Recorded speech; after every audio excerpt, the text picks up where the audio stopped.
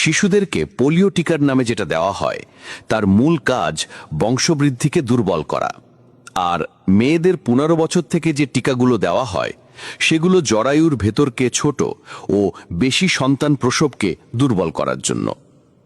আর caesar হচ্ছে তাদের ষড়যন্ত্রের চূড়ান্ত সফলতা। এই লক্ষ্যে এরা কয়েকটি ধাপে কাজ করে থাকে।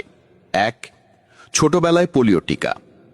2, 9 থেকে 14 বছরের টিকার মাধ্যমে জরায়ুর ভেতর ছোট ও বেশি সন্তানদানে অক্ষম করা।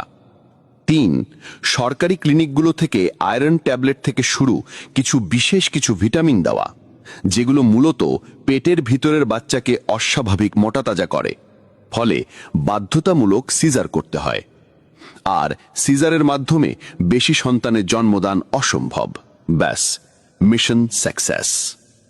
বর্তমানে দুগ্ধপোষ্য শিশুর মায়েদের দুধ স্বল্পতার মূল কারণ জন্ম নিয়ন্ত্রণের বড়ি বা ট্যাবলেট।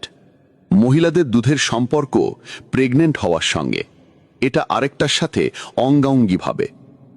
জন্ম নিয়ন্ত্রণের জন্য যে সমস্ত ট্যাবলেট ব্যবহার করা হয়, উক্ত ট্যাবলেটের সাইড এফেক্টের কারণেই দুধ তৈরির